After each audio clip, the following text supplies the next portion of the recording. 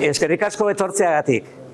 Eskerrik asko baita ere Irungo udalari, batez ere bere departamentua kulturakoa, pues hemen egoteagatik denok, gracias a estos señores del Ayuntamiento de Irún y de su Departamento de Cultura, en el que, como sabéis, esto es un museo de la romanización y que ha sido utilizado algunas veces para otro tipo de actos.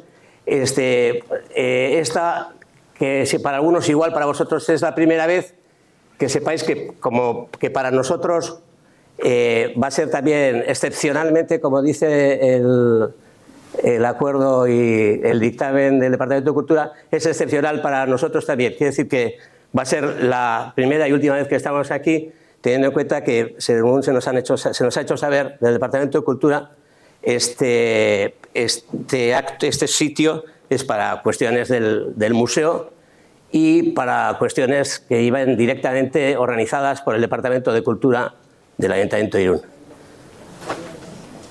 Como dirían los ingleses, no comment. ¿Qué hemos venido a hacer? Hemos venido a oír de Amaia su magnífico trabajo con el que ha ganado la beca que había organizado la Junta de Mandos y Junta del Alarde en una de las cosas que hemos organizado este año con motivo del 500 aniversario de la batalla de 1522. Este acto que va metido dentro del protocolo que teníamos acordado con aquellos que se presentaban a la beca y evidentemente con la ganadora, era que, bueno, pues una vez de ganado, ella hacía el trabajo y nos lo entregaba, pero aparte de eso le pedíamos un esfuerzo más, que estoy seguro que es el que más le ha costado y le está costando, pero lo va a hacer muy bien porque estamos en familia, que es la presentación a todos vosotros de este trabajo de investigación de parte de Amaia. No os voy a aburrir más, este año ha sido un año muy especial para todos.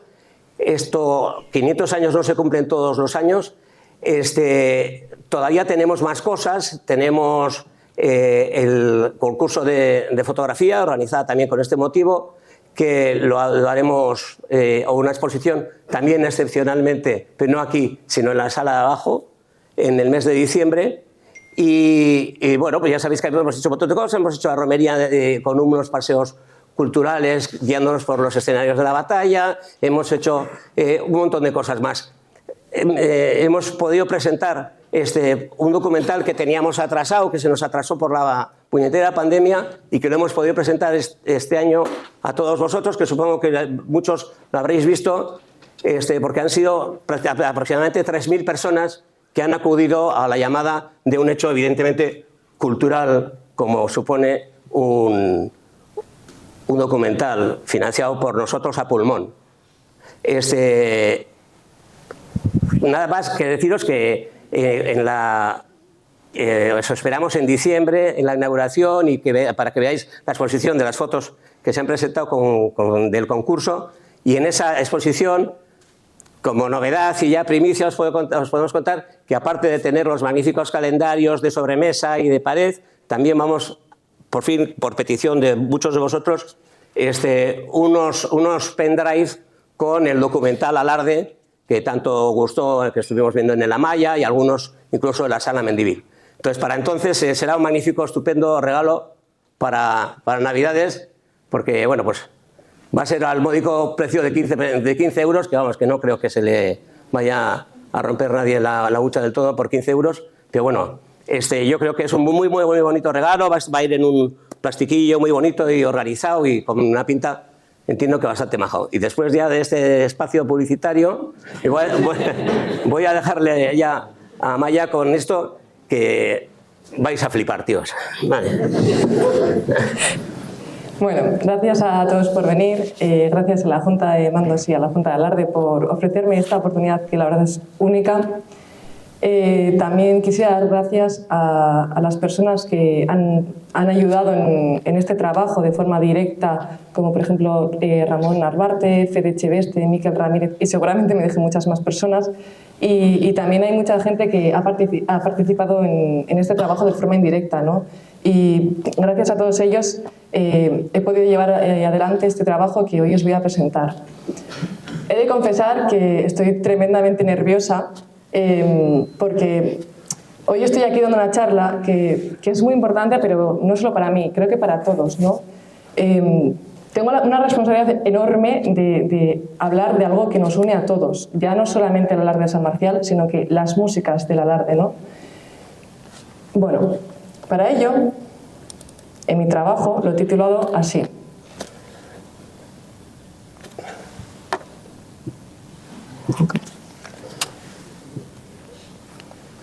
Las conocidas o desconocidas 11 melodías de San Marcial. Bueno, antes de empezar, hacer un pequeño inciso respecto al título y deciros que 11 melodías, supongo que todas más o menos sabéis cuáles son. ¿Por qué no del alarde y sí de San Marcial? Bueno, pues porque la Alborada, la Diana de Villarrobledo, la Diana de Tamborrada y todas estas músicas que tanto nos gustan y las primeras que dan inicio a ese día tan ansiado por todos nosotros, oficialmente no son parte del alarde, pero al final, bueno, pues todos lo englobamos como si fuera el alarde, ¿no? Pero bueno, al final son de San Marcial. Bien, dicho todo esto, hoy voy a hablar del alarde, pero el alarde no solo como lo celebramos, sino como un signo de identidad. Un signo de identidad que engloba más cosas de lo que nosotros pensamos. Entre esas cosas, la música. La música es algo que nosotros sentimos, pero también tiene algo más, por ejemplo, historia, tiene identidad, tiene ideología, en suma, tiene identidad, ¿no? Cuando escuchamos la música nos emocionamos, pero es algo que va más allá de nosotros, ¿no? Al final, la música funciona como vehículo de historia, de identidad, en definitiva. Para ello, para este trabajo, dentro de esta larga trayectoria del alarde, he seleccionado tres etapas, que son el siglo XV y XVI, perdona, XVI y XVII, XIX y del 1936 hasta el 1944. Y más o menos veremos lo siguiente, ¿no? En cada momento, contexto histórico, las cosas relacionadas con el alarde y las cosas respectivas a la música. Bueno, empecemos con los siglos XVI y XVII. Para aquel entonces, Irún dependía en lo civil y criminal de Fuenterrabía, pero no en materia política, económica y militar, pues era independiente. Bueno, esta subordinación, esta dependencia, suscitó que durante años se creara cuanto menos tensas relaciones entre ambas localidades, ¿no? Y al mismo tiempo derivó todo ello en una larga lista de pleitos que al final castigaban seriamente a Irún. ¿Por qué todo esto? Bueno, pues en buena medida todos estos pleitos se debía, dada la estratégica localización fronteriza de Irún. Pues al final Fuenterrabía se veía amenazada, la economía de Fuenterrabía se veía amenazada. Pero claro, a este respecto, a esta condición de territorio fronterizo de Irún, había que sumarle otro hecho, ¿no? Y es que se trata de unos siglos en los que España está constantemente en lucha con Francia. Por tanto, Irún era el primer territorio que se veía amenazado. Entonces, algo había que hacer para que, ante una situación de guerra, pues Irún, los habitantes de Irún estuvieran ya adiestrados en las armas, ¿no? Y para ello se llevaba a cabo el alarde. Bueno, existe una tendencia generalizada por pensar que el alarde se remonta a la batalla de San Marcial acaecida en 1522, esa que celebramos el 5º centenario este año, ¿no? Bueno, pues no es así.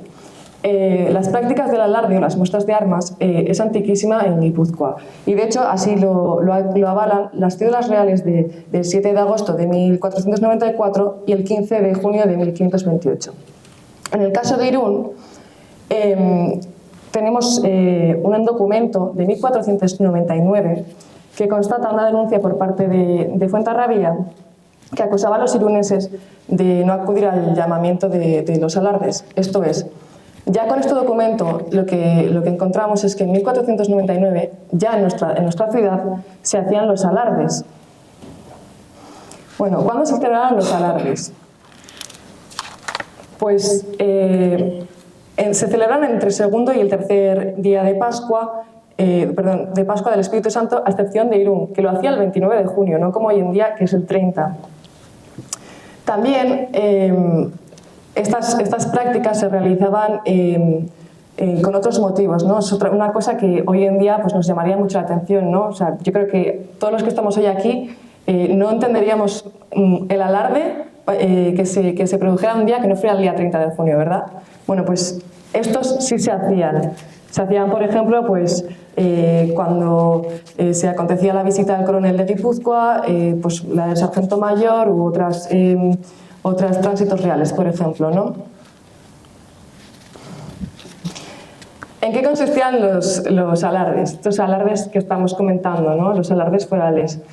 Bueno, pues cada ayuntamiento guardaba pues, un arsenal compuesto de arcabuces, mosquetes y demás enseres que os dejo aquí expuestos, necesarios para la guerra. Pero además de toda esta larga lista que veis, también pífanos y tambores. Bueno, con todo ello, esta práctica militar era eminentemente municipal y obligatoria para los hombres entre 18 y 60 años.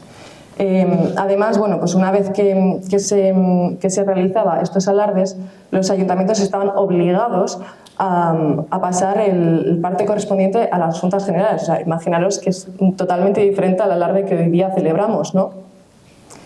Bueno, a fin de cuentas, ¿para qué servía este tipo de alarde, no? Que yo creo que realmente es lo interesante y lo que igual muchos de ustedes estarán preguntando. Bueno, pues los alardes como tal eran una práctica militar muy importante para que así en caso de guerra los iruneses, pues al igual que el resto de la provincia, estuvieran adistrados en las armas. Y de hecho se sabe que en el siglo XVI, en escasa media hora, hasta 500 naturales eran formados para ello, ¿no? Para adiestrarse, para poder ejercitarse en las armas en caso de guerra. Por tanto, los alardes sirvieron para que Irún, en caso de guerra, pudiera salir airoso, victorioso. Un ejemplo de ello es lo que todos conocemos, ¿no? La batalla de San Marcial de 1522. En cuanto a las músicas de estas fechas, bueno, pues antes de nada, comentaros que la mayoría de las fuentes que versan sobre las músicas de esta época no son de este siglo, obviamente, no de estos siglos, son del XIX. Pero bueno, aún así tenemos pues, pequeños vestigios que nos hablan sobre el tipo de música que podría haberse encontrado en este periodo. A este respecto tenemos tres autores, que son Baroja, Azcue y Iztueta. Vale. Baroja, en un artículo del periódico El Urumea de 1879, menciona que lo más posible es que las primeras melodías que se escucharan en estos alardes fuera la marcha cántabra. Y asimismo menciona que a partir de 1638 es frecuente que en todo el País Vasco se escuchen los pitibilitis. En este sentido, recordemos que los pitibilitis están relacionados, por ejemplo, pues con el titibiliti, que se toca el 8 de septiembre en Fontarrabía, o, por ejemplo, con el rebombilloac de Elorrio, incluso con el himno de San Marcial. Supongo que os llamará mucha atención esta relación, ¿no? Bueno, pues esto va más allá. El propio Resurrección María Azcue también relaciona estas marchas, ¿no? Bueno, en concreto relaciona Elorrio, o sea, una melodía del alarde de Elorrio y el titibiliti. Bueno, mal que nos siente, supongo que a muchos, os tengo que confesar que el titibiliti y el himno de San Marcial es prácticamente lo mismo. ¿Qué pasa? Entiendo, yo también como irundarra pienso que es mucho mejor nuestro himno de San Marcial, ¿no? Obviamente, creo que incluso hay características que bueno, para los que sepáis un poco más de música en tono mayor, ¿no? Pues muchos dicen incluso que se debe un poco a la alegría, a que es en 30 de junio, nada más empezar el verano, y en cambio el titibiliti de Fontarrabía, y que no le sienta de mal, por si hay alguien de Fontarrabía, bueno, pues es algo más triste, es algo más pesado, entonces, bueno, pues, pero prácticamente es lo mismo. Bueno, es normal, en esta época era normal que todas estas influencias, todas estas características se dieran en diferentes lugares. Es más, Iztueta en uno de los primeros cancioneros publicados en 1827, que os leo porque tiene un título extensísimo, que es algo así como Euskaldun antzinakotare lehendabiziko etorke dantza. Bueno, seguro que si ya ponéis eso en internet os sale seguro. En una de estas recoge una canción que os dejo aquí abajo, en Gizonkiek Erritik Botatzeko Soinua. Bueno, entiendo también aquí, viendo el título, que es ciertamente polémico, pero bueno, estas polémicas al margen, me hubiera gustado traer un fragmento musical a esto, pero no he podido porque no lo he encontrado. Sí es verdad que se encuentra la partitura, así que todos aquellos que sepan de nociones musicales, pues yo sí que les animo y les invito a que curiosen en ello, porque yo misma me llevo una sorpresa al ver que había muchos fragmentos que coincidían no solo con el himno de San Marcial, sino también con el Tití Birití. Bueno, expuesto esto, vamos al siglo XIX. Ya os advierto que tengáis un poco de paciencia. Cuando llegue el momento de la música entenderéis por qué. Pero bueno, voy a explicarlo y os prometo que a todos aquellos que nos guste demasiado la historia haré un pequeño resumen, pero por favor tened paciencia. Bueno, el contexto histórico del siglo XIX. Se trata de un siglo que Irún, al igual que prácticamente el resto del país, debe de afrontar un periodo convulso, plagado de guerras y con un porvenir totalmente incierto. De hecho, ya desde 1793 hasta 1795, España tiene que afrontar la guerra de convención, pero recién estrenada la centuria tenemos la guerra de independencia. Claro, ¿qué supone la guerra de independencia? Bueno, pues en 1814 regresa el monarca Fernando VII a España. Claro, y como si nada hubiera sucedido desde 1808, vuelve a instaurar la monarquía absolutista. ¿Qué pasa? Bueno, lo primero es que en 1815 reconoce los fueros. Es algo muy importante para el alarde, porque hasta este momento el alarde todavía está recogido en los fueros. Claro, en 1820 se produce el triunfo de la Revolución Liberal. ¿Qué supone esto?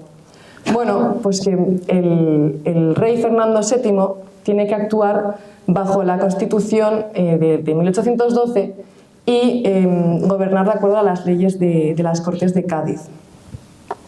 Todo esto perdura hasta 1823. ¿Por qué? Bueno, pues porque ayudado de la Santa Alianza, el monarca impone por segunda vez la monarquía absoluta.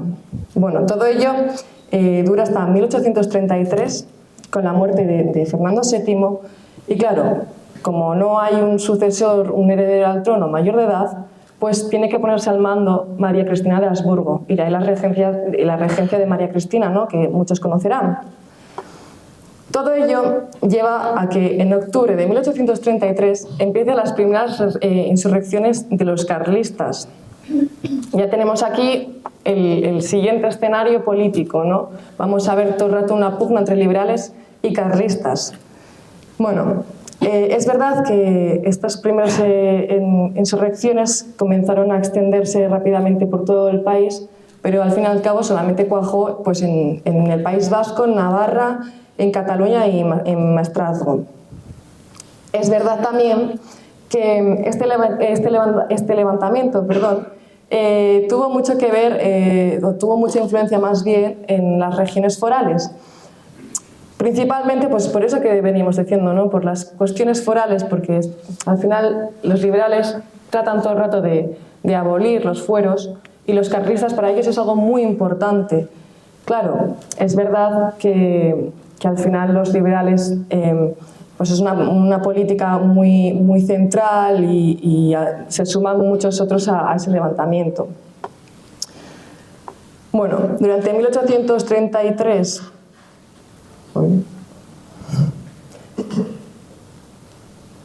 Perdón.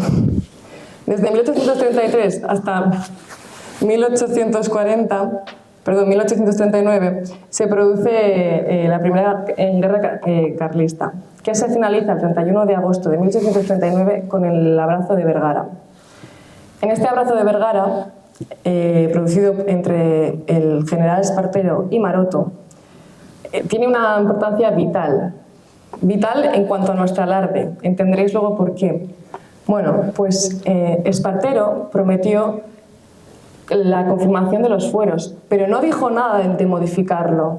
Entonces, de alguna forma, engañaron a los carlistas, engañaron con eso que tanto querían ellos, que se seguirán manteniendo los fueros, ¿no? Y claro, vosotros diréis, ¿y en qué medida afecta todo esto a Irún, no?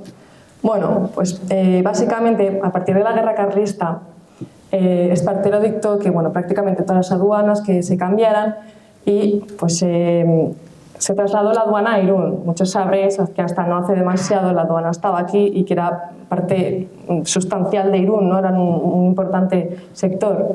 Bueno, pues gracias a la aduana la burguesía liberal aumentó. Por tanto, en Irún predomina la burguesía liberal. Hay una población liberal enorme. Pensar que por aquella época pues, tan solo eran 500 carlistas. O sea, fijaros que en proporción pues, sería casi 1.200 o así, sería más del doble de liberas que carlistas. Bueno, el que llegara al liberalismo a Irún también provocó el incremento demográfico, el incremento económico, por ejemplo. Hasta este momento la economía se basaba, por ejemplo, en la agricultura, pero claro, con la llegada de la aduana empiezan a suscitarse otros tipos de negocios, otros sectores como por ejemplo pues la chocolatería, que es muy típica de aquí, las tejas, pero además a todo ello llega el ferrocarril, otro sector importantísimo para Irún durante muchísimos años, recordemos. En definitiva, todo pues, va aumentando, tanto en lo económico como en lo demográfico. En resumen, para todos aquellos que nos están apasionados de la historia, que entiendo que habrá aquí muchos, sobre todo algunos jóvenes, ¿qué importa de este siglo en relación al alarde? Bueno, pues por una parte que estamos delante de un siglo que tiene muchísimas guerras, muchísimos acontecimientos que al final intervienen en lo económico y lo demográfico también, ¿no? Y por otro lado, que después de todo ese rollo que os he dado al principio del rey Fernando VII, bueno, ¿qué pasa? Que al final se impone a todos los aspectos el liberalismo. Es decir, acordemos lo que he dicho al principio, estamos en una época donde van a estar carlistas y liberales, va a haber una eterna pugna entre ellos, pero siempre se va a terminar dominando los liberales. ¿Cómo se ve todo esto reflejado en el alarde? Bueno, pues a mí este siglo en concreto es un siglo que me encanta. Entenderéis por qué, y entre otras cosas es porque a partir de aquí es ya cuando podemos llamar alarde de San Marcial. Es decir, esto es casi el principio del alarde que hoy celebramos. Para mí tienen dos acontecimientos una importancia enorme para poder llamarle alarde de San Marcial. En primer lugar, en 1804 el ayuntamiento acordó modificar las ordenanzas municipales porque quería reducir en gastos, debía reducir en gastos. Tenemos que tener en cuenta lo que he dicho antes, ¿no? O sea, es un siglo lleno de batallas, entonces tienen que recortar gastos. Entonces deciden unir el alarde, que hasta entonces se venía celebrando el día 29 de junio, como lo he dicho antes, con el voto, que se celebrará el 30 de junio, y por tanto el alarde y el voto se celebran el 30 de junio, como lo hacemos hoy. Otra de las cuestiones es que en 1823 se empiezan a proponer unos cambios en las milicias forales, porque recordemos que el alarde todavía está sujeto a los fueros. Unos cambios que se hacen visibles en 1827, como por ejemplo pues la inserción de hacheros, que hoy también los tenemos, la inserción de una unidad de la música, denominadas en ese momento, que sería lo que hoy en día es la tamborrada, y otros tantos elementos. Bueno, pues entre 1833 y 1840 se produce la suspensión del alarde. ¿Por qué? Bueno, ya hemos dicho antes, pues por la Primera Guerra Carlista. Sin embargo, en 1841 se recupera el alarde. Y a este respecto tenemos constancia de que el alarde es compuesto por la Milicia Nacional. Y ustedes dirán, bueno, ¿y qué importancia tiene esto, no? Bueno, pues les digo, no sé si algunos lo sabrán, pero la Milicia Nacional era un grupo liberal. Es decir, recordemos todo el rato, carlistas y liberales. Claro, Irún es eminentemente liberal. Entonces, ¿cuál es la importancia de que haga el alarde estos liberales?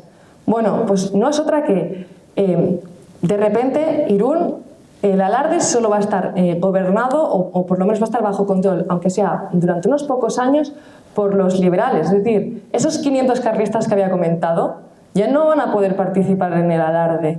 No tienen ese beneplácito, ¿no? Por tanto, es algo curioso.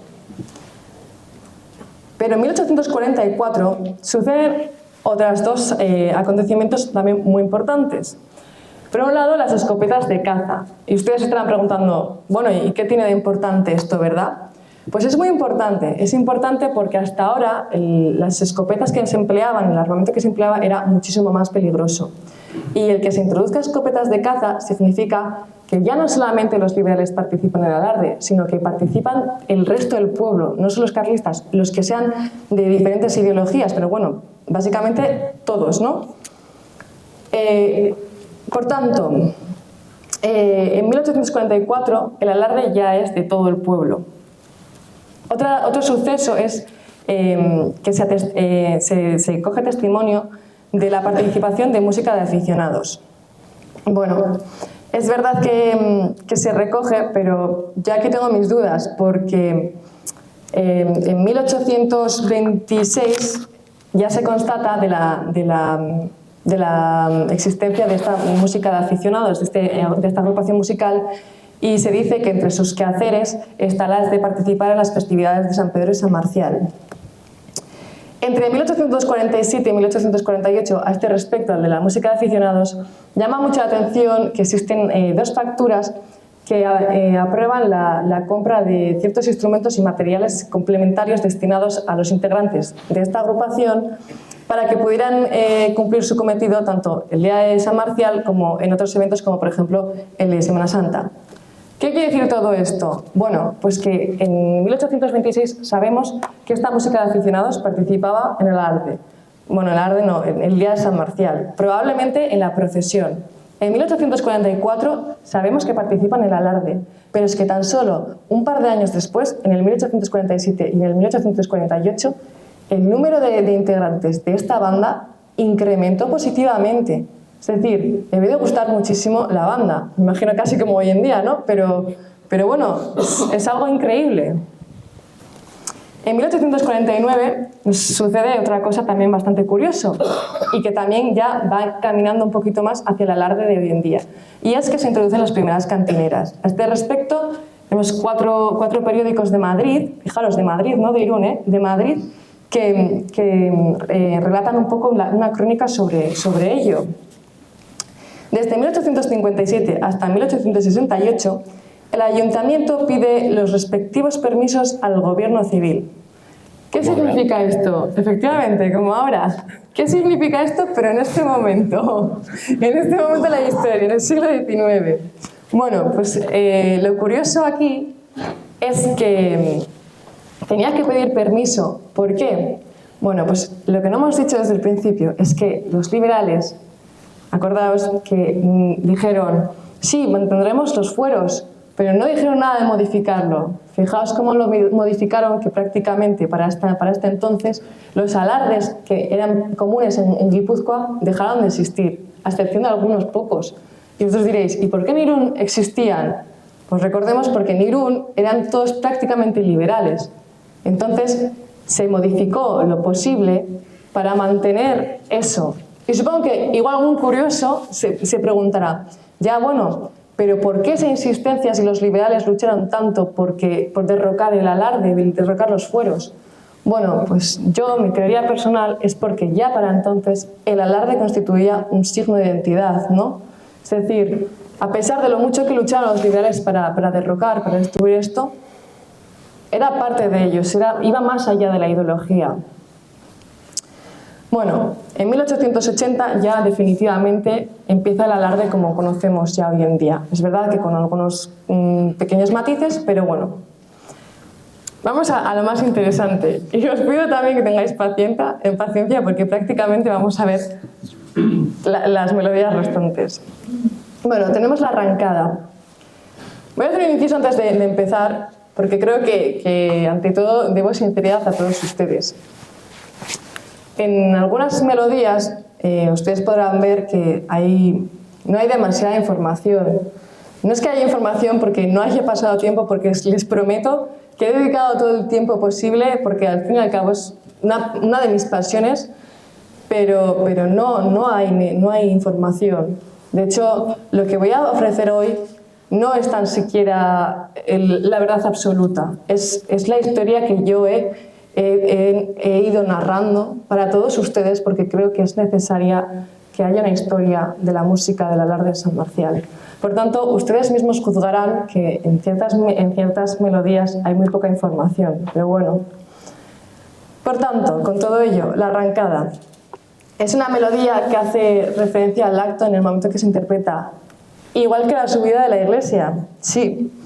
Bueno, la arrancada podría ser una música de milicia y por tanto de origen foral. Por tanto, ustedes se preguntarán, claro, estamos hablando del origen foral, estamos ubicando en el siglo XVI y XVII, pero me está hablando del XIX. Bueno, ¿podría ser anterior al XIX? ¿Por qué no? No lo sé, o sea, soy sincera, no lo sé.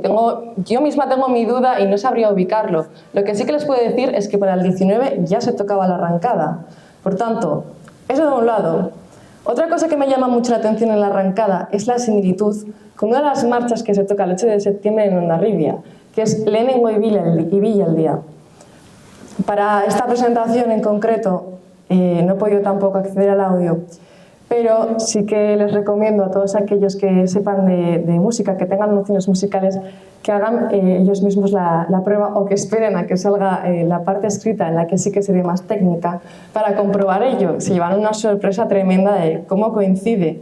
Por lo tanto, bueno, eso también nos puede recordar un poco al caso del Tití-Bilití y el himno de San Marcial que comentaba antes, ¿no? Que se parecía. Bueno, pues podría ser entonces que quizá fuera también de esa época. No lo sé, lo admito.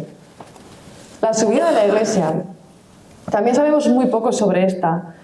Podría pasar exactamente lo mismo que la arrancada, ¿no? Incluso hay testimonios que recogen que bueno, pues que también la arrancada de la subida de la iglesia, pues que igual también se podía tocar con personas de Hondarribia, de Donostia, de Hernán. Entonces, no se sabe exactamente si fueron siempre así, si no, pero desde luego han llegado así hasta el 19. O sea, desde el 19 en adelante nos han llegado así. Otra cosa que se sabe es que se llama la religiosa, pues probablemente pues, por el momento. He de admitir que respecto a estas dos melodías yo tengo también mi propia teoría. Sujeta con pinzas, no estoy diciendo que yo haya leído nada. Entonces, yo creo que estas dos melodías son muy importantes, no solo porque hagan referencia al momento en el que se está tocando. Quiero decir, la arrancada, situémonos. Claro, la arrancada se toca en un momento en el que van de la Plaza Hondarribia hasta la Plaza San Juan, porque ahí es el general quien recibe al batallón, quien lo asume. Entonces, claro, la gente tiene que saber en qué momento sale el batallón desde la Plaza de Hondarribia hasta la Plaza San Juan. Y ese es el momento en el que, claro, para que la gente lo sepa, dicen, ¡ay, aquí viene la arrancada!, ¿no? Porque, claro, podría ser el Joló, podría ser el Rataplan, pero no. Ahí está la importancia de que sea la arrancada. Y luego, la subida de la iglesia también me parece algo muy indicativo, porque recordemos que, bueno, ¿cuándo se produce la subida de la iglesia? Una vez que el alarde ha ido hasta la iglesia y ha incorporado la parte religiosa del alarde, ¿no? El pendón. Por tanto, a mi parecer, es un signo mediante la música de hacer entender a los que no pueden ver ese momento que ya el alarde ya ha asumido esa parte religiosa de la función. Respecto al teiro, bueno, nuevamente nos vuelve a pasar lo mismo. Tenemos muy poca información respecto al teiro. Lo encontramos escrito, las pocas que tenemos, encontramos partituras escritas con diferentes grafías, como veis escrito ahí. Simplemente es decir, muy poca información. A mi parecer, pienso que es una pieza ex proceso, pues bueno, el teiro se toca en el momento en el que la compañía de Bidasoa va a recoger la bandera y en ese mismo momento toca el teiro junto con la banda de música que toca el himno de San Marcial. Claro, ¿por qué se toca este proceso? Bueno, pues lo normal es que cuando se coge una bandera o una insignia, se toca un himno, en este caso el himno de San Marcial. Claro, que se tocara el teiro, a mí me parece extraño, cuanto menos, ¿no? Entonces podríamos pensar que puede ser a que, dada la época de las ideologías, no estaban de acuerdo con qué representaba, porque probablemente en ese momento todavía no se tocaba el himno, se tocaría pues, la marcha real o no lo sé, realmente no lo sé, lo desconozco, pero posiblemente por discrepancias ideológicas terminaría tocando en la tamborrada teiro. También hacer un pequeño inciso, que hay ciertos documentos que narran un poco la similitud entre una pieza que se llama Titeiro interpretada en Fontarrabía. A mi parecer tampoco tiene demasiada relación, muy poca, pero bueno, no sé hasta qué punto. La descarga. Vale. Podría pensarse que esta melodía se trata pues, de finales del siglo XVIII y principios del XIX. En este sentido, se cree que era una forma de pleitesía y homenaje esta música. Quiero decir, bueno, pues cuando se hace la descarga, al instante la banda toca la descarga, ¿no? Bueno, pues en esta época se pensaba que era la gente la que cantaba o la que entonaba pues, una melodía que podía ser esta, como para homenajear que las descargas habían salido bien, porque en ese momento se celebraba que las descargas se habían hecho bien, ¿no? Claro, otra cosa también muy curiosa es que esta descarga es una danza. Una danza que, bueno, les voy a contar una historia que a mí me parece muy graciosa. Y yo no sé si alguno de ustedes aquí hará euskal danza. Yo tengo una amiga que cuando escuchamos la descarga nos reímos mucho. Yo soy músico, ella es danzari. Claro, es que mirarnos es un cuadro, porque yo estoy llevando el compás y ella como danzari es que basta con mirar las piernas porque no las para quieta. ¿Por qué dirán? Porque es una música de danza, en concreto es un arinarin. Es un arinarin, claro, esto se baila. En Fontarrabia, ¿qué pasa? La descarga también es una música de danza, en concreto es una serie de danza, que se llama iruchitu. Yo aquí ya no, es verdad que no he visto a nadie bailarlo, ¿eh? Yo me reservo ahí.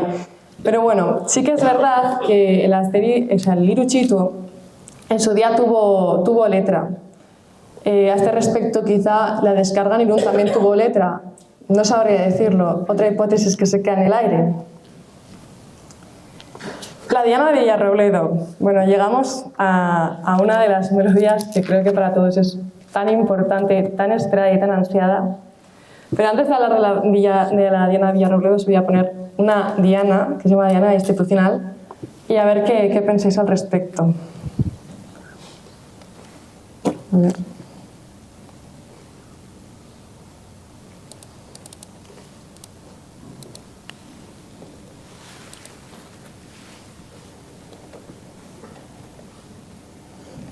Bueno, admito que lo he cogido de Facebook, pero bueno, no es demasiado académico, pero por lo menos si alguno de ustedes tiene interés, pues ya sabe dónde encontrarlo.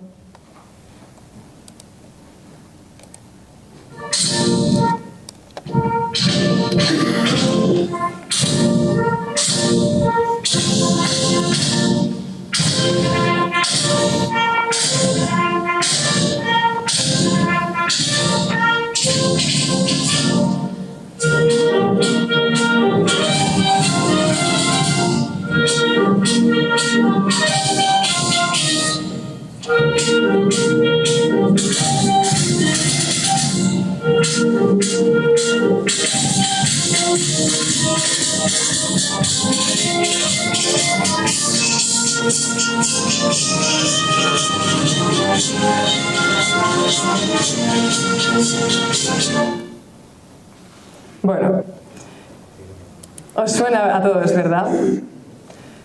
Pues no es la Diana de Villarrobledo, la nuestra, es la Diana de Villarrobledo, pero ellos se llaman Diana institucional.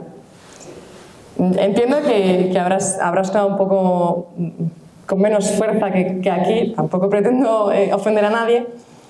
Bueno, no, tampoco se puede comparar, pero desde luego lo que sí se puede decir es que hay una relación directa. Ya habéis visto que prácticamente es lo mismo que la Diana de Villarrobledo, ¿no? Por tanto, la Diana de Villarrobledo, la que nosotros tocamos en Irún, la que escuchamos, la que tanto apreciamos, tiene una relación seguro con Villarrobledo, con una localidad albaceteña.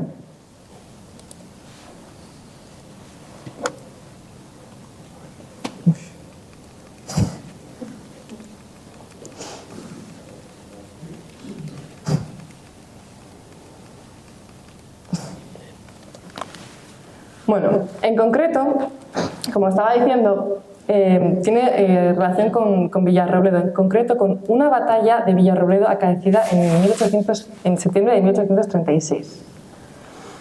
Bueno, les he dejado ahí una crónica que dice lo siguiente. Siendo bien sabido que ellos dormían tranquilamente hasta que fueron despertados con la diana que tocaba la música de Húsares de la Princesa. Bueno, a este respecto, en realidad, la batalla de Villarrobledo hay poca información. La información que hay es bastante... No se sabe muy bien cómo cogerla, pero sí que, trazando una pequeña historia sobre ello, hemos llegado a la conclusión de que, bueno, esta batalla sucede el 20 de septiembre, ¿no? El 19 por la noche llegan las tropas carlistas a Albacete, a Villarrobledo. Pero, claro, daros cuenta que, fijaos cuántos eran de carlistas, 7.000 y 8.000 hombres, de los cuales 2.000 eran jinetes. Menos de la mitad de liberales hicieron frente a estos carlistas y salieron victoriosos. Imaginaos qué importancia tuvo para los liberales esta batalla.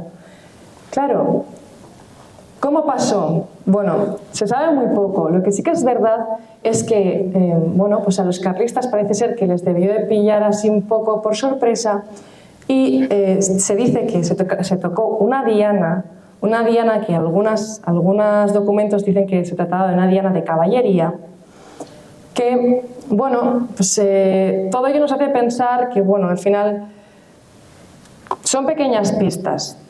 Una de estas pistas, para hacer todo esto de forma en resumen, es que se incluyó la diana de caballería española, esa que hoy en día en el alarde se sigue escuchando, ¿no? En el principio. Por tanto, la caballería tuvo una importancia vital. Es más, a los pocos años se puso por nombre Regimiento de Villarrobledo a un regimiento de caballería, ¿no? O sea, fijaos qué importancia tuvo. Otra de las cuestiones es volver a hacer hincapié. Fijaos cuántos carlistas habían frente a qué pocos liberales, y aún así los liberales ganaron. ¿Qué pasa? Que esta batalla de Villarrobledo es una hazaña para los liberales. Todo esto veréis por qué. Bueno, respecto al autor de la Diana de Villarrobledo, existen muchísimas teorías, muchísimas, quiero decir, bueno, en realidad son 3, pero para ser se reirán, pero para ser una melodía de la que tampoco se sabe, es muchísimo. Quiero decir, sobre todo teniendo en cuenta que son teorías que son muy recientes, es decir, hay de repente un interés por estudiar esta diana en concreto que debería seguir fomentándose y que haya 13, 23, 33, lo que sea, todas son bienvenidas. Bueno, pues a este respecto tenemos diferentes autores que señalan pues, quién pudo ser el compositor, ¿no? La mayoría de las personas atribuyen a que el compositor de la Diana de Villarrobledo pudo ser Cristóbal Rodríguez Segura, compositor del Sitio de Zaragoza.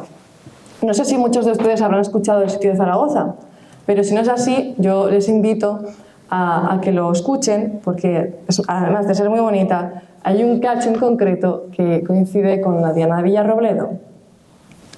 Otra autora muy reciente también es Lidia Arregui Gurruchaga, que sostiene que en lugar de vincular la Diana de Villarrobledo a la localidad, se tendría que relacionar con Isidro de Aleix, que fue uno de los comandantes, o supuestos comandantes, por lo menos se le atribuye en toda esta historia. Ya os digo que hay muy poco escrito sobre ello y he tenido que trazar una breve historia para poder llevar a cabo este trabajo. Bueno, pues dice que se le debería atribuir a Isidro de Aleix, conde de Villarrobledo. Yo, por el contrario, no estoy demasiado de acuerdo con esta teoría. Por lo menos me parece que es difícil avalar esta teoría teniendo en cuenta que este vizconde de Villarrobledo en realidad no llegó a pisar tan siquiera Villarrobledo. O sea, es más, este título es honorífico. Por tanto, o sea, no sé si nos parece extraño que, claro, ¿cómo le van a dedicar una diana a una persona que tan siquiera pasó por ahí? No sé, me parecería raro, y más teniendo en cuenta que se trata de una batalla tan importante para los liberales. Otra teoría es la de Rafa González Merino.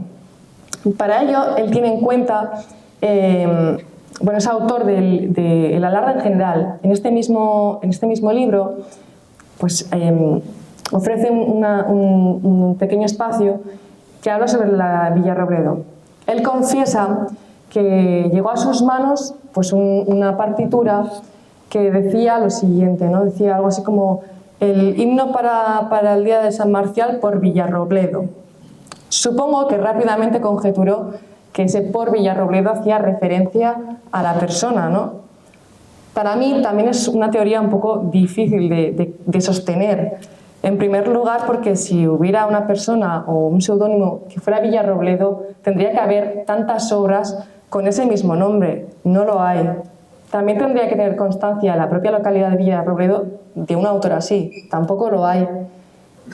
Y ya, por segundo, en relación con esto, y no menos importante para mí, se trata de una partitura de 1914, una edición de Bilbao. Es que lo curioso de todo esto es que por primera vez se habla de Diana de Villarrobledo en 1887. ¿No os parece demasiado tardío para poder llevar a cabo esta conclusión? A mí personalmente sí, y más teniendo en cuenta que se trata de un único ejemplar, es decir, está conjeturando todo esto en relación a una edición que es muy tardía para entonces. Sin embargo, lo que a mí realmente me importa de todo esto es ¿quién trajo la Diana de Villarrobledo a Irún? Bueno, a este respecto, yo pienso que tanto en la Diana de Villarrobledo como muchas otras obras tuvo una importancia fundamental Patricio Gal Gainza. Es verdad que a muchos de ustedes les parecerá raro porque pensarán, ¿se habrá confundido con Apolinar Gal Gainza? Pues no. Ambos eran hermanos. Hasta ahora se había dicho que Apolinar Gal había sido el responsable o por lo menos se había indicado a él como el posible autor de todas las obras. Bueno, pues no. Lo que sí que es cierto es que las recogió. ¿Por qué digo que fue Patricio Gal Gainza? Bueno, pues para empezar, hay que tener en cuenta que fue músico mayor, es decir, un músico militar, para todos aquellos que no sepan lo que es músico mayor. Fue liberal. No solo eso, sino que además fue director de la música de aficionados de esa agrupación que habíamos comentado antes durante 1850 y 1860.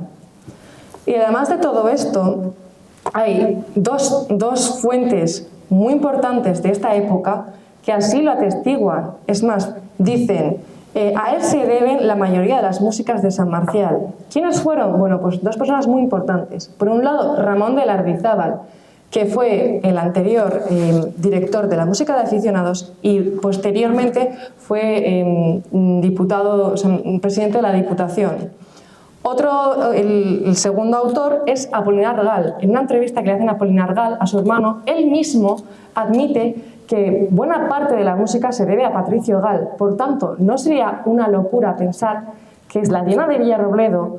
Bueno, no sabemos el autor, puede ser alguno de estos que hemos comentado, pero desde luego lo importante es quién lo trajo.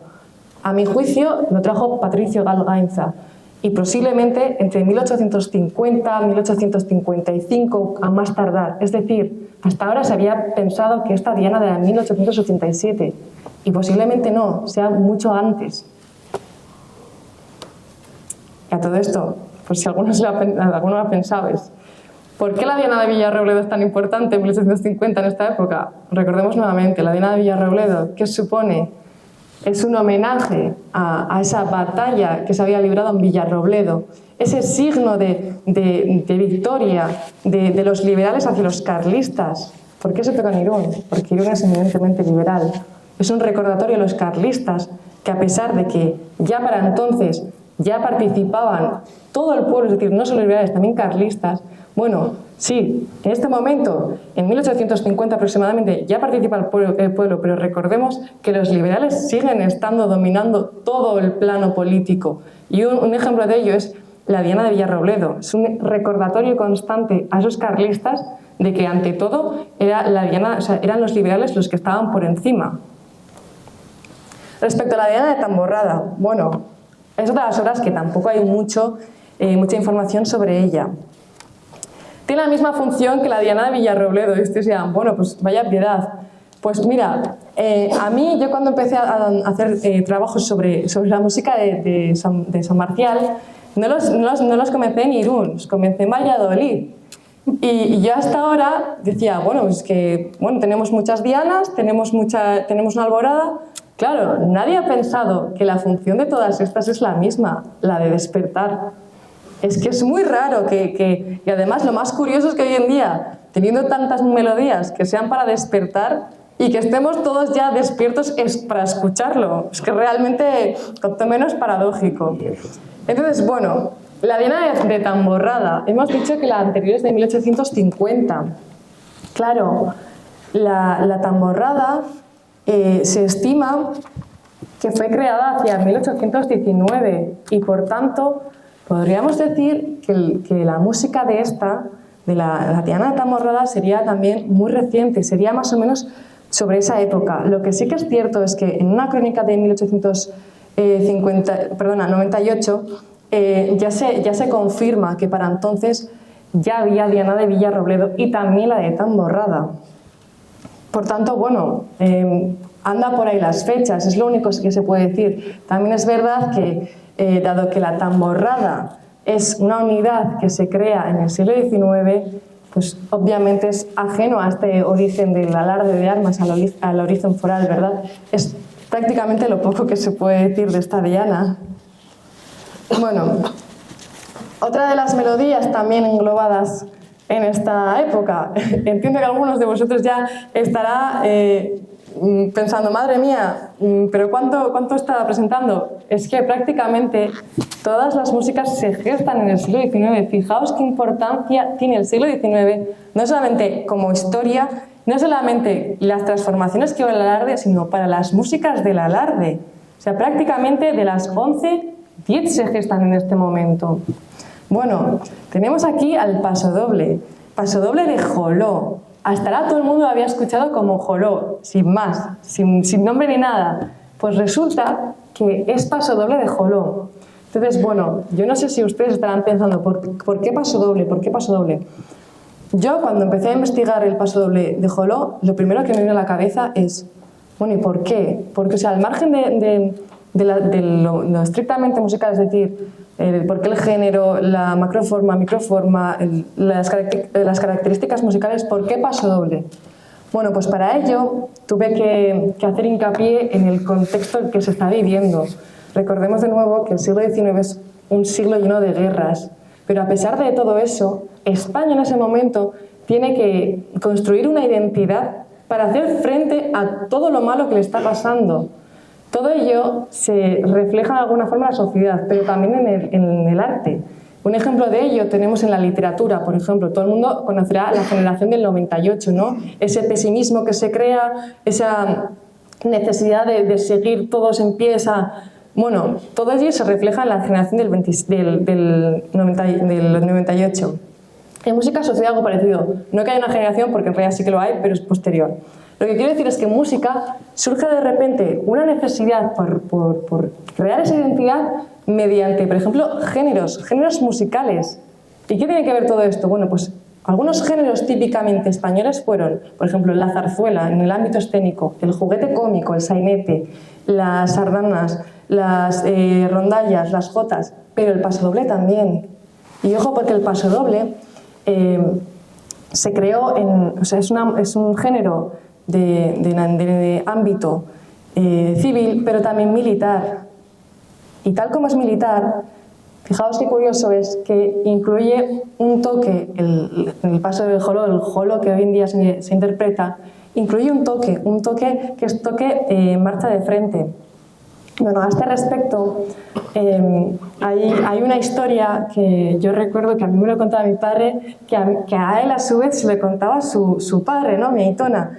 Claro, mi Aitona participaba en la tamborrada y siempre había dicho que en un momento dado se decía algo así como marcha de frente Martín Catalán. No sé si aquí hay alguno de tamborrada y si a alguno le suena, pero si no, que lo diga también a ver si es verdad o era alguna locura de mi Aitona. Pero bueno, a este respecto, bueno, pues empezamos a comentar un poco a ver por qué podía ser esto.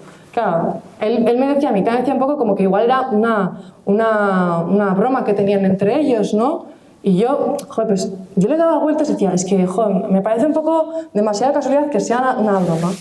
Bueno, pues estuve buscando y buscando y rebuscando hasta que di con esto. Y resulta que, claro, ese toque de marcha de frente no solamente se ve reflejado en la música, como muchos componentes de la banda lo saben, porque es totalmente marcial, sino que además la letra de este toque dice así, marcha de frente Ramón Catalán. Resulta que eso que mi padre decía, que era una broma, no era una broma, era una cosa real. Es una cosa real.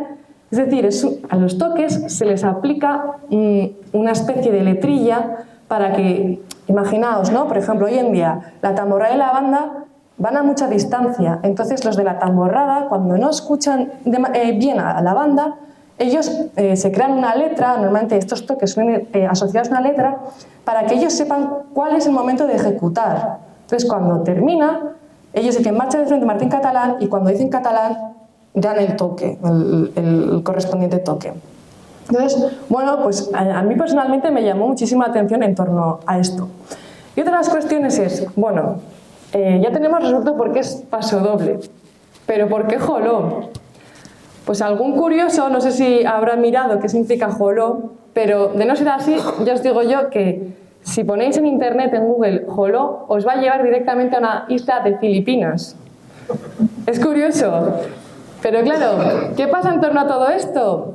No sé si recordáis por ahí, cuando estudiabais en clase, si estabais atentos o no, la generación del 98, el desastre de perder las últimas colonias de España, ¿no?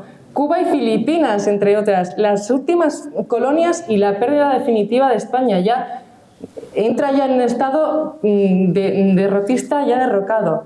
Claro, a este respecto podemos pensar que esta melodía se creó para que todos aquellos que iban a combatir esta guerra, que por cierto, iban liberales y carlistas, esos que tanto se están enfrentando, pero lo curioso es que iban a una guerra que ellos mismos no querían librarla. Entonces, ¿para qué servía esta música? Bueno, pues podemos pensar que se hacía para el camino o para cuando ellos llegasen al joló, para que ellos mismos lo escucharan. ¿Por qué? Porque desde tiempos inmemoriales la música juega un papel fundamental en los guerreros, tanto para arengarles de alguna forma, así como para incluso acobardar a los contrarios, ¿no? Es verdad que respecto a las teorías de quién pudo ser el posible autor del joló, no hay demasiadas tampoco, pero sí que quisiera comentar una teoría que yo estuve leyendo y me pareció muy bonita, pero tiene sus peros. En una crónica de la época venía comentando algo así como que, bueno, pues llega a Irún, o sea, le repatrian un cadáver a Irún y cuando abren el ataúd, de repente ven en la chaqueta un papel y en ese papel resulta que ponía pasodoble de joló.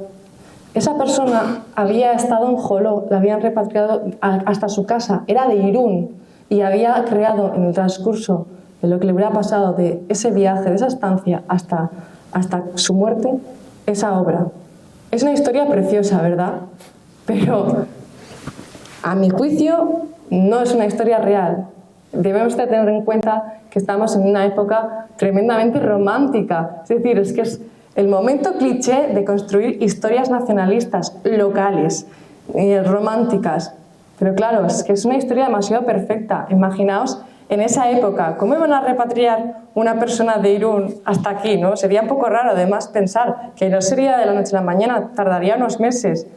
Hombre, y ya para rematar, ¿no os parece un poco raro que la gente se pusiera a escribir en momento casi de morir un paso doble y hoy en día lo toquemos? También un poco falta de sensibilidad, a mi juicio, pero...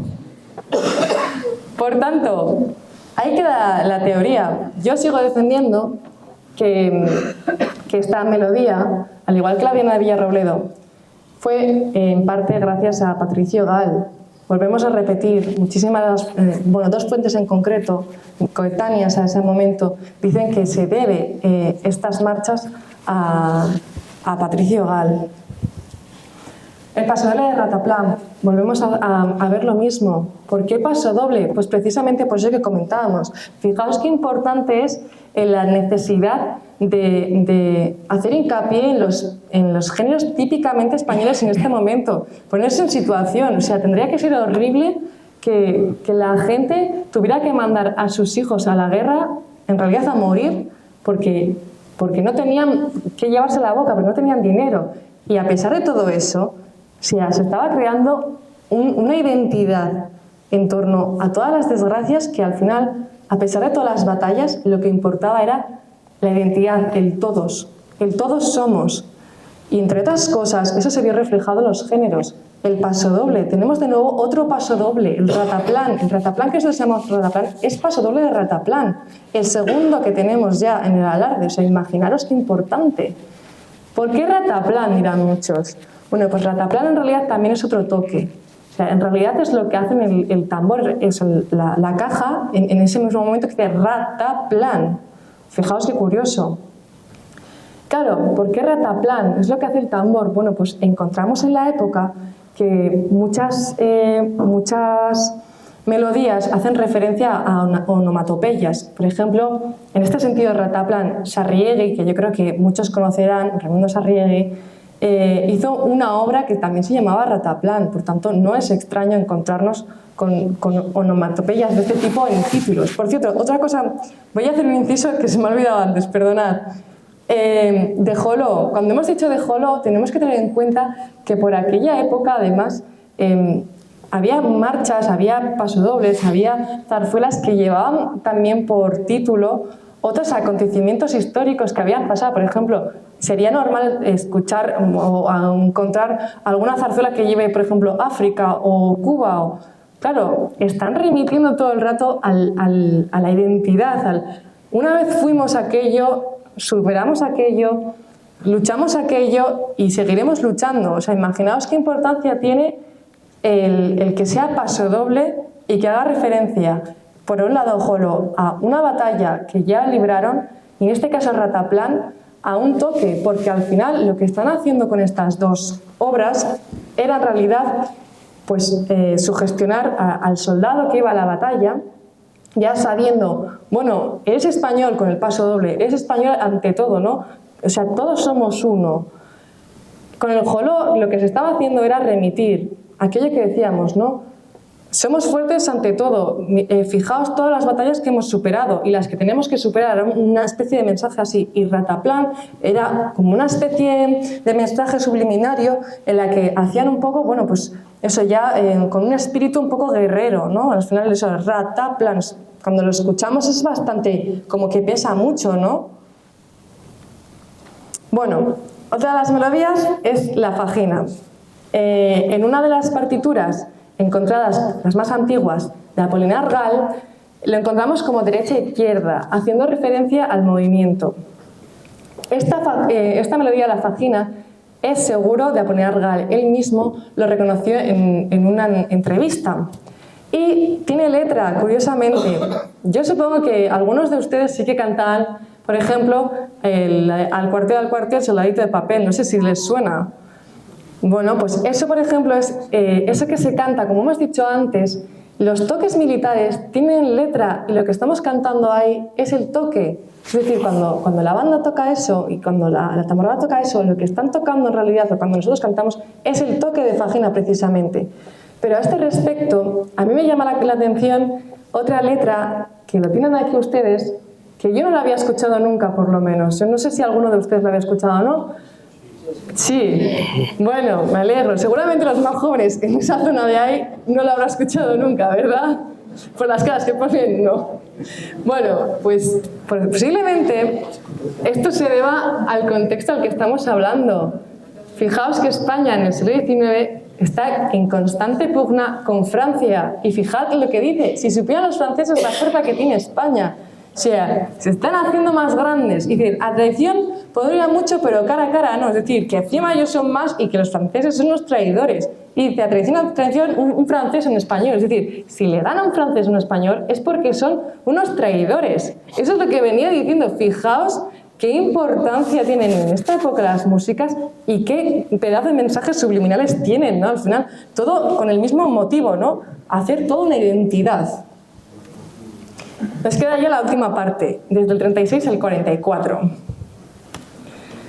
El contexto histórico que tenemos en torno a todo esto es el 17 de julio de 1936 se produce el lanzamiento militar.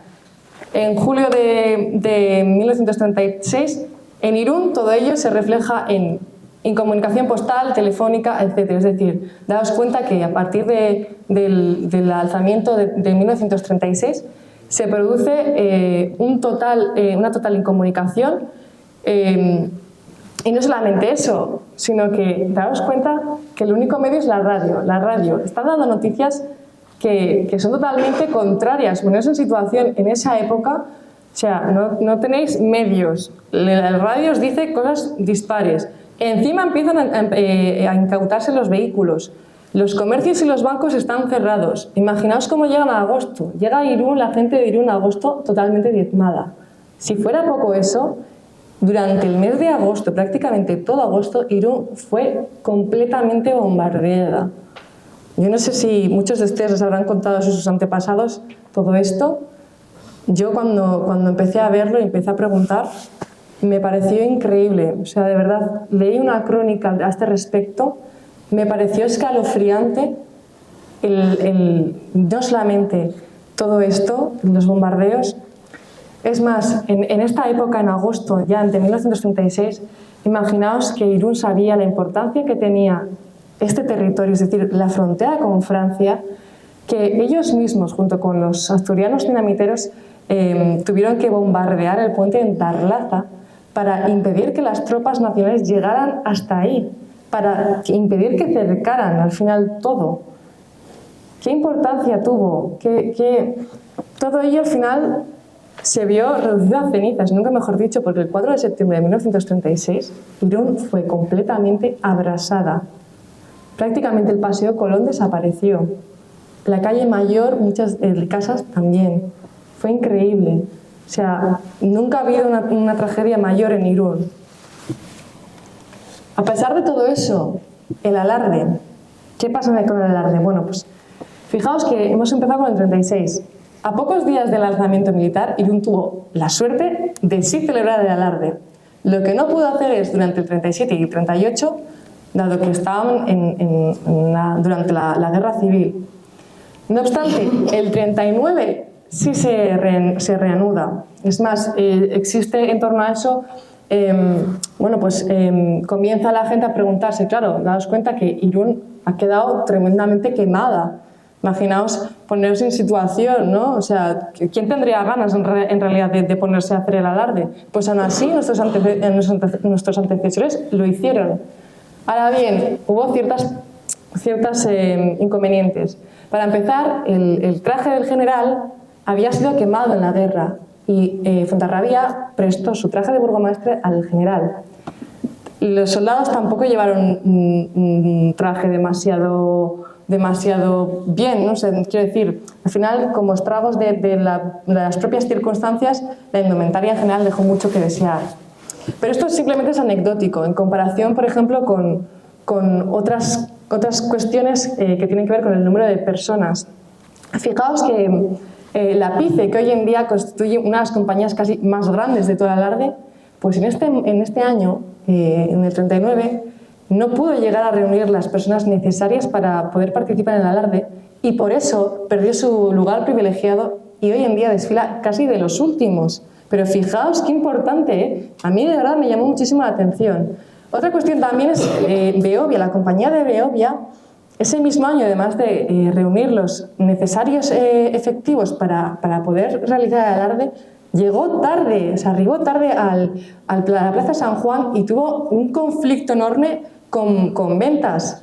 Y de hecho, bueno, pues se comenta que le tuvieron que detener al capitán de Veolia, que ese año tuvo que desfilar Veolia después de ventas.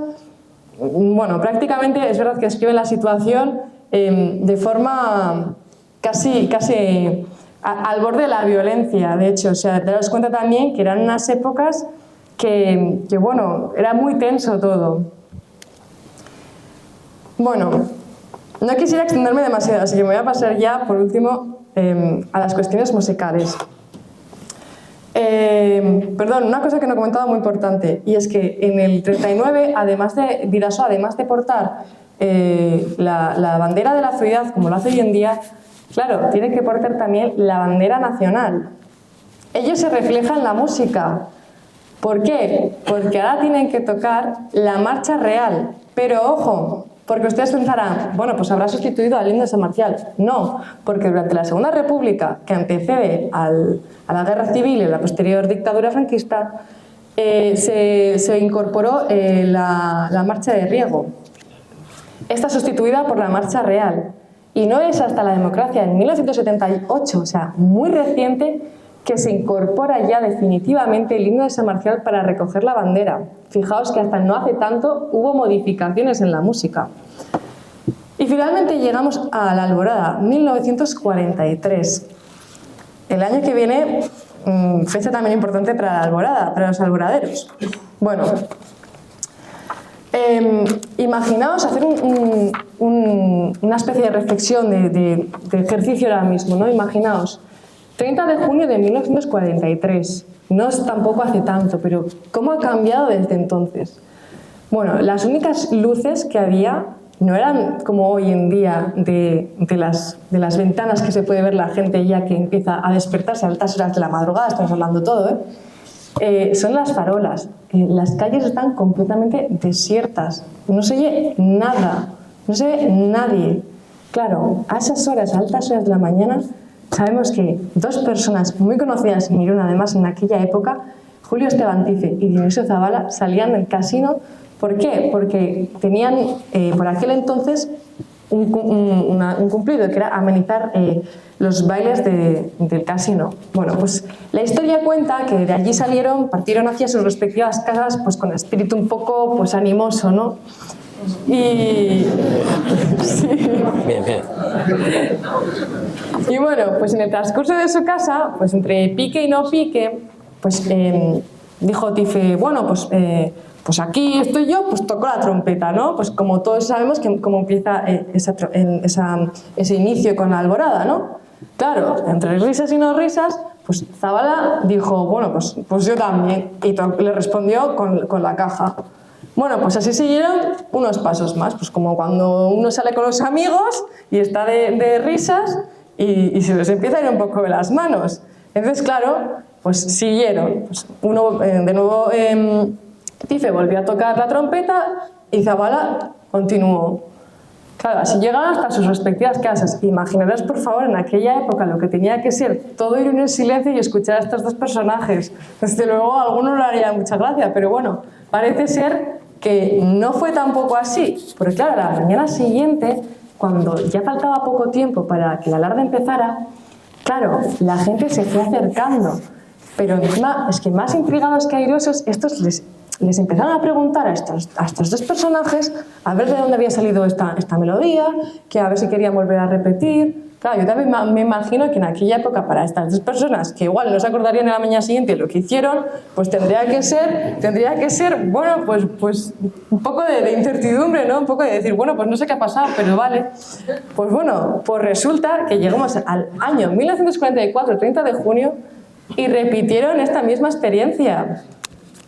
Una experiencia que ya había gustado, ¿no? Entonces, bueno, pues cuentan un poco las crónicas que a eso de las 4 menos 5 de la mañana sí que había ruido, pero pues de gente sobre todo extranjera, gente que no sé, que estaban pues en discotecas, etcétera. Entonces había mucho bullicio y cuando faltaban tan solo 2 minutos, de repente todo se silenció.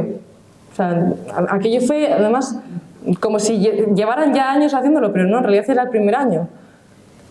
La primera interpretación de aquello debió ser muy pulcro, porque fijaos que se ha vuelto a repetir hasta hoy en día, incluso después de incluso en años de pandemia.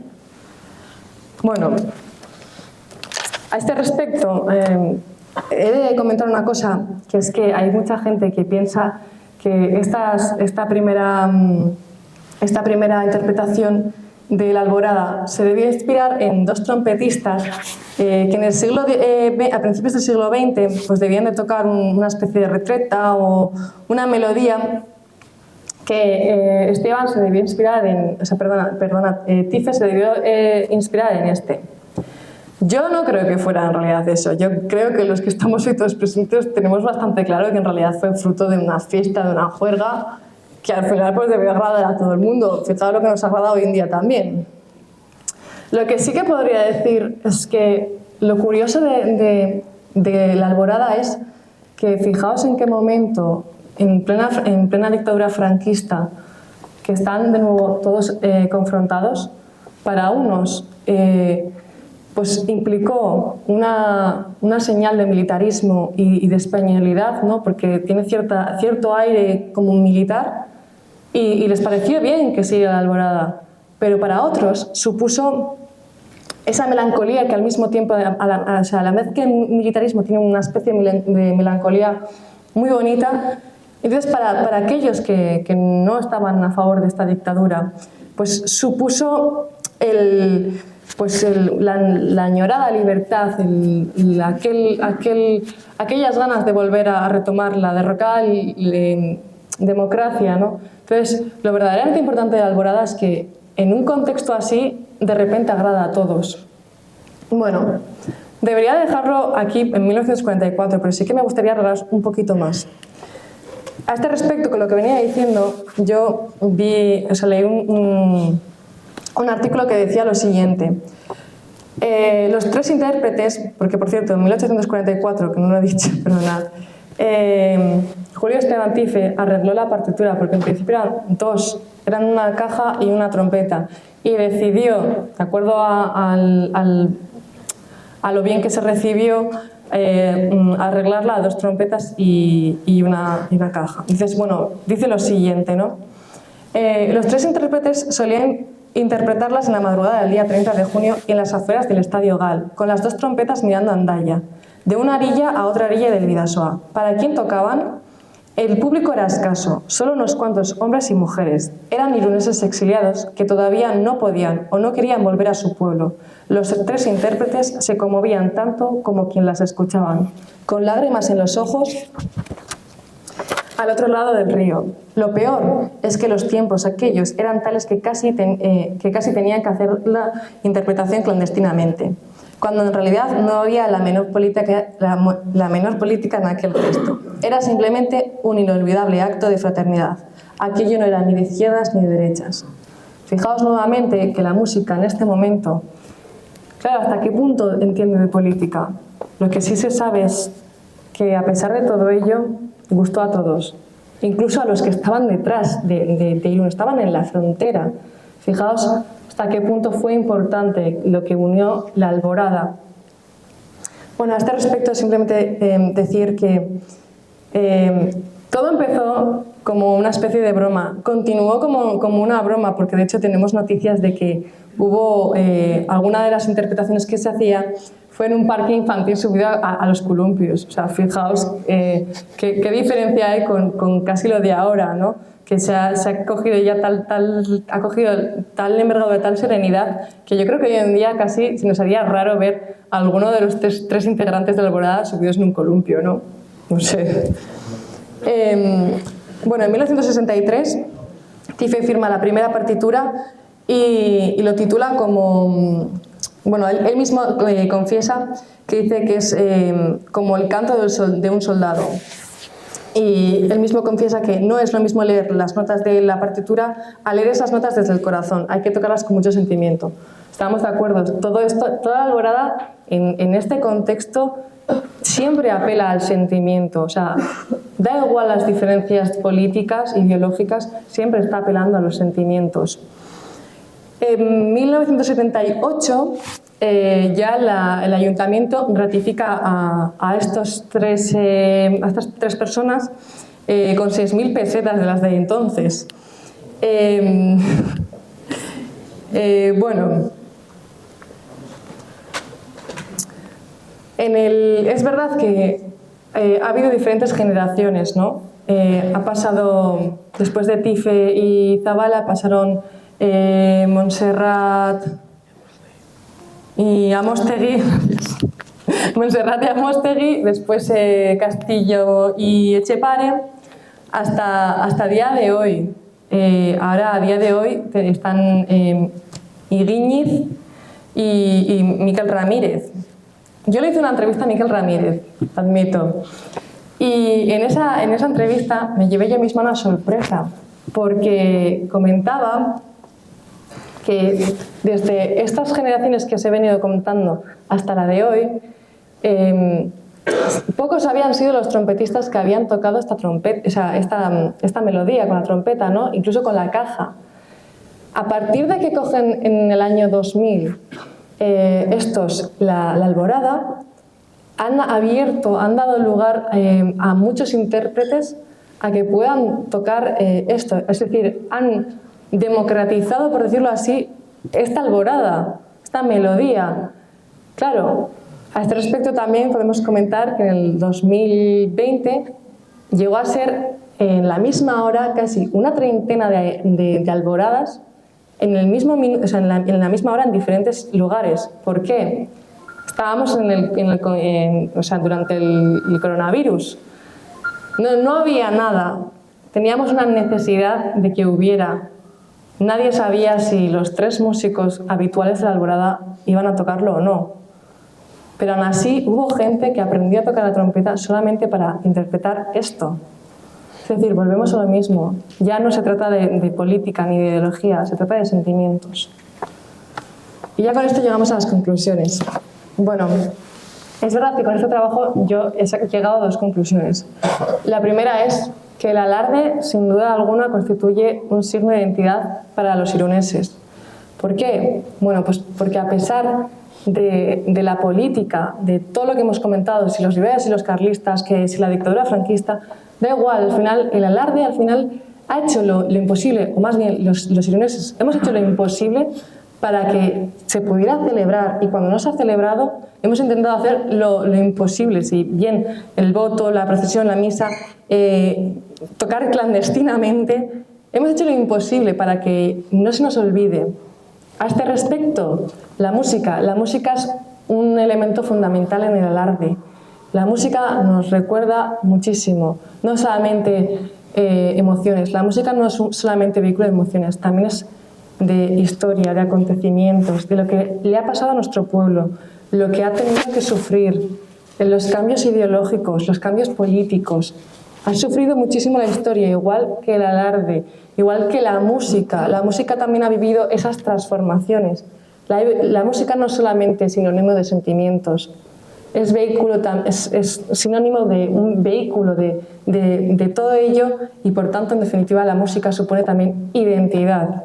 Es decir, tanto el alarde como la música es la identidad de Irún, y es muy importante que sigamos conservándola, como lo estamos haciendo hasta ahora, y que ojalá haya más gente que tenga interés en ello y que dé lugar a muchos más trabajos como este. Joder, muy bueno, muy bueno.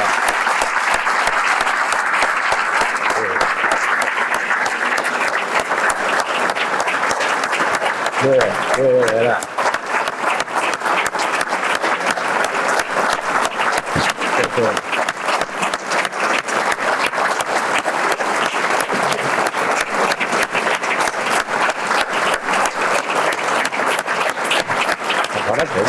Vamos a parar.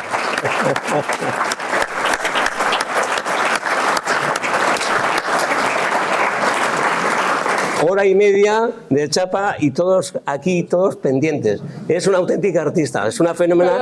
Otro aplauso más, joder.